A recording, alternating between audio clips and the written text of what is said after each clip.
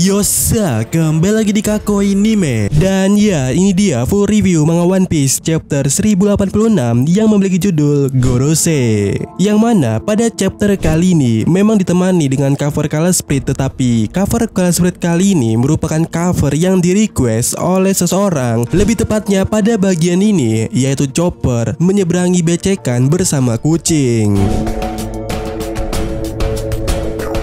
Nah, di awal scene pada chapter kali ini menunjukkan kekacauan yang terjadi di Marijoa, terkhususnya bagi atau untuk kerajaan Alabasta. Terlihat Igaram dan juga Chaka berusaha mencari keberadaan Vivi dan juga Raja Cobra. Igaram berteriak kesana kemari mencari Vivi dengan membawa beberapa lembar foto Vivi, sambil pula berteriak, apakah kalian ada yang melihat Putri Vivi dari kerajaan Alabasta? Sementara Chaka langsung menghampiri prajurit Marijoa di sana dan dengan nada yang marah menanyakan di mana raja kami. Tetapi prajurit ini hanya mengatakan kalau dia sakit parah. Lalu di udara kita juga bisa melihat Pel tengah mencari informasi di sana. Dan ya, seperti yang dikatakan oleh narator, dengan kenyataan kematian King Cobra masih tak diketahui oleh publik, di saat yang sama Reverie pun berakhir, di mana scene beralih di sekitar pelabuhan dan narator kembali menjelaskan kalau di kapal para keluarga kerajaan yang telah kembali pulang, beberapa penumpang gelap menahan nafasnya di sana.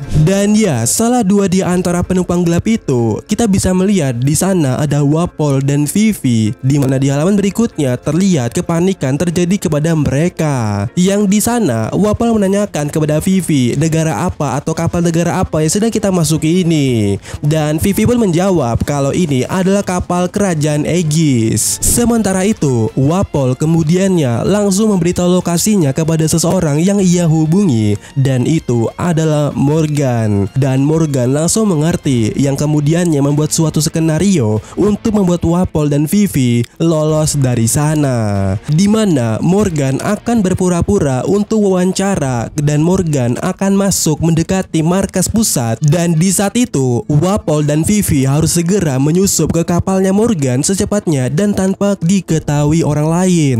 Tentu saja Wapol berterima kasih dan berutang budi kepada Morgan atas hal itu. Tetapi Morgan di sini mengatakan kalau ini adalah big news, nyawa raja sebuah negara terancam pada saat ini. Kemudian di file berikutnya kita bisa melihat ya, Vivi bertanya-tanya kepada Wapol sebenarnya apa yang dilihat oleh Wapol. Dan di sana sambil super panik, Wapol mengatakan kalau dia tidak akan bisa memberitahu Vivi, soalnya kau adalah orang terakhir yang harus tahu, dan kemudian kembalilah ke kapalmu Vivi. Tetapi Vivi mengatakan kalau dia tidak akan kembali karena musuhnya adalah CP0.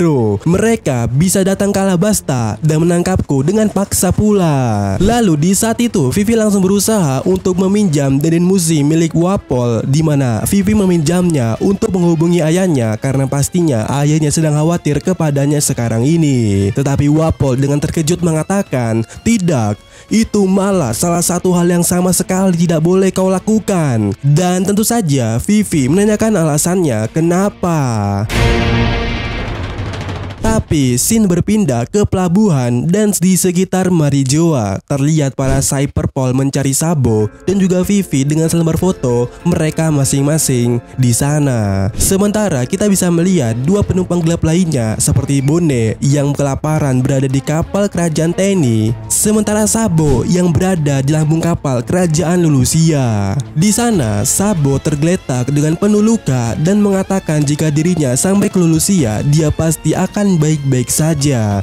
Sambil pula kemudiannya Sabo di sini mengingat kejadian sebelumnya tentang Cobra yang berusaha menyuruhnya untuk selamat dan juga kabur dari sini. Yang mana Sabo yang mengingatnya di sini terlihat menangis dan kesal akan hal itu. Dan kemudiannya di halaman berikutnya narator menjelaskan kalau tak lama lagi dari situ berita pembunuhan Raja Cobra dan hilangnya Vivi telah menyebar ke seluruh dunia.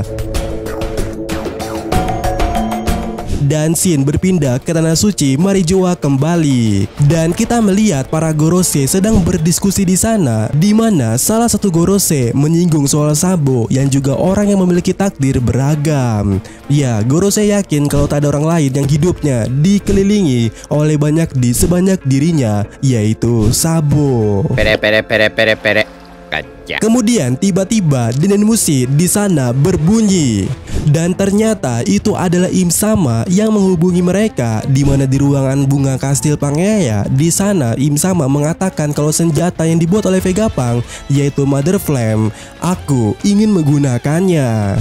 Dan Gorosei yang mendengarnya mengatakan kalau itu benar, kita juga harus mengujinya untuk melihat apakah itu yang asli atau bukan. Di mana kita tentukan nasib ilmuwan itu dari hasil eksperimen ini. Dan salah satu Gorosei yang botak mengatakan kalau kita bisa mengujinya langsung di laut atau di hutan. Tetapi tiba-tiba Im Sama mengatakan lakukan saja pada kerajaan Lulusia. Dan dengan muka yang serius salah satu Gorosei mengatakan, Im Sama, di sana kan banyak orang. Tetapi Im Sama mengatakan kalau dia tidak peduli akan hal itu. Yang di sana para Gorosei mulai setuju karena dunia bergerak sesuai keinginan sang pencipta. Tapi salah satunya menanyakan kenapa memilih Lulusia. Dan di sini Im Sama menjawab itu karena dekat. Dan kemudian para Gorosei itu pula mengatakan benar. Lalu di panel berikutnya kita diperkenalkan kelima Gorosei dengan namanya, di mana Gorosei Dewa Militer Pertahanan Sains, yaitu Saint Jagarcia Saturn. Dalam urusan Saint, dia adalah orangnya. Jadi dia di sini yang mengurus persiapan senjata yang dibuat oleh Vegapunk itu. Di mana Saturn mengatakan, aku butuh waktu untuk mempersiapkannya, tolong tunggulah. Kemudian Gorosei Dewa Militer Lingkungan Saint Marcus March, dia mengatakan warga kerajaan Lulusia juga memang sudah menunjukkan tanda-tanda pemberontakan. Dan Gorosei yang memiliki jabatan Dewa Militer Hukum Saint Top Manuel Curie mengatakan kalau itu adalah akan menjadi contoh yang bagus. Lalu ada Gorosei Dewa Militer Keuangan, yaitu Saint Ethan Baron V Nasujuro, mengatakan pula kalau pada akhirnya kita menggunakan senjata itu semau kita. Dan ya, terakhir Gorosei Dewan Militer Agrikultur, yaitu Saint Shepherd Jupiter, mengatakan juga kalau ini akan mengakhiri konflik yang sudah berkepanjangan. Kemudian di halaman berikutnya Im Sama mengatakan satu permintaan lagi kepada mereka, di mana Im Sama mengatakan aku pingin Vivi. Bob, apakah ada sesuatu yang menarik dari seorang Vivi sampai Im Sama menginginkannya? Dan berbicara soal Gorosei, jika kalian sudah mendengar nama-nama mereka itu, tentunya kalian langsung paham kalau nama mereka mengambil referensi dari nama planet. Nah, di saat yang sama, menariknya Gorosei mengatakan kalaulah Im Sama ini adalah pencipta dunia. Nah, jika Gorosei yang lainnya adalah planet, dan berkaca daripada perkataan Gorosei itu, maka apakah kita bisa mengatakan kalau Im Sama sebenarnya adalah dewa yang memiliki nama atau mewakili bumi? Lah Min, masa bumi kan posisinya sejajar dengan planet-planet lainnya? Tata surya yang ada di One Piece, ingat yang ada di One Piece, buminya One Piece itu adalah hal yang dikelilingi oleh planet-planet lainnya dalam suatu kawasan. Untuk matahari belum ada penjelasan di mana posisinya letaknya, apakah sama seperti dunia nyata atau Oda Sensei memiliki konsepnya sendiri.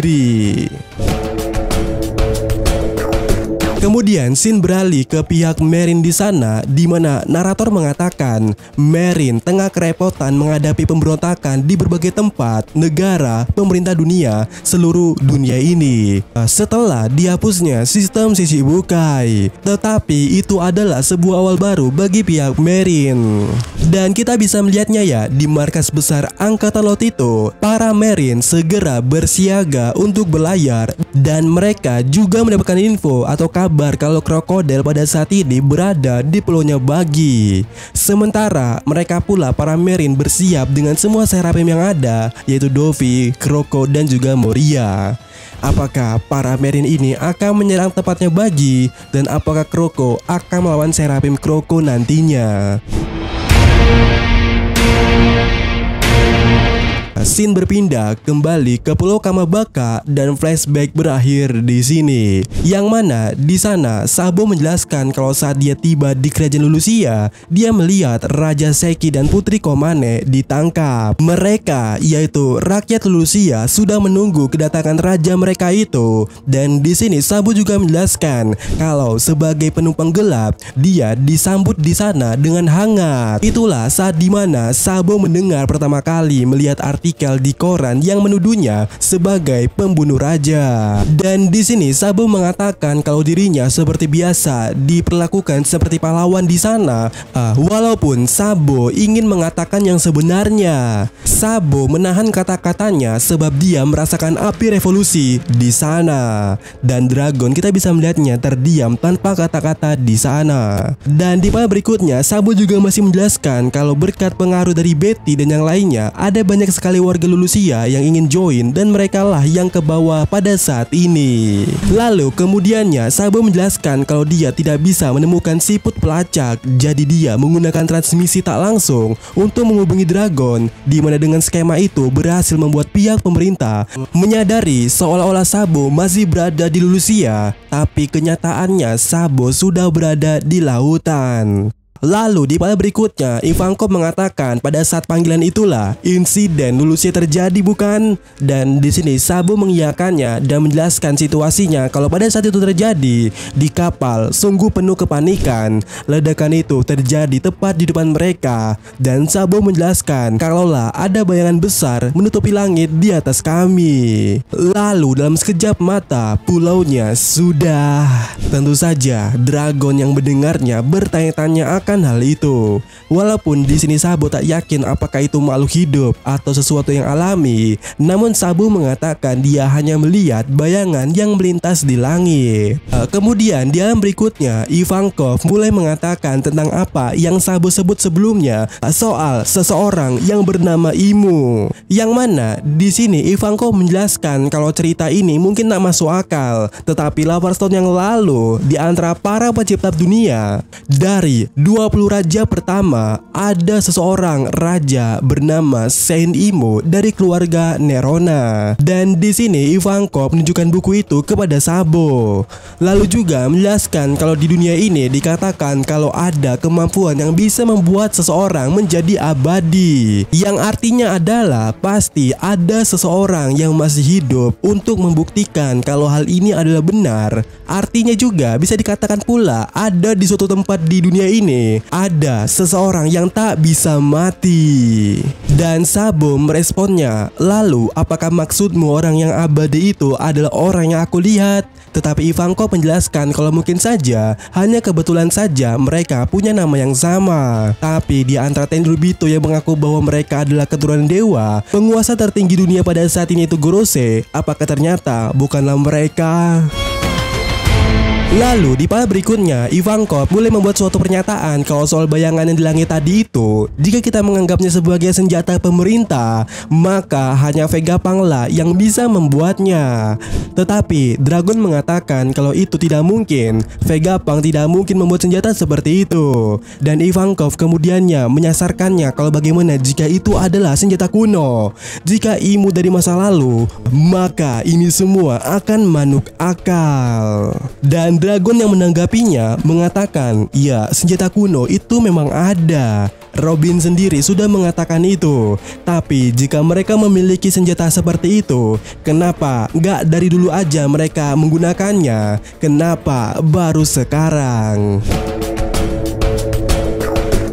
Yap, cukup berpolemik di sini ya.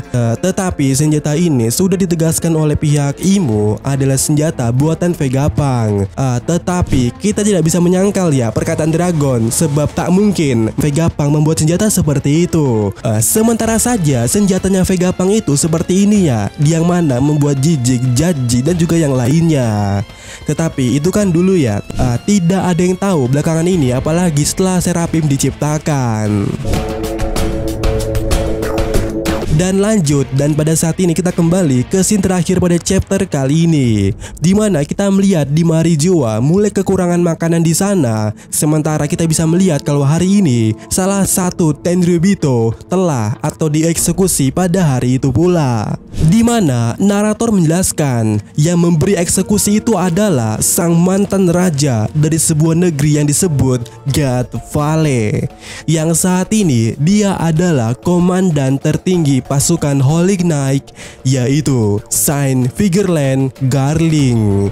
Dimana kita melihat Mosgard telah dieksekusi sembari Garling mengatakan mereka yang melindungi sampah tak lebih baik dari sampah itu sendiri. Dan ya, chapter kali ini berakhir di sini dengan komentar editor yang mengatakan orang yang bisa memberi hukuman kepada Tenryubito.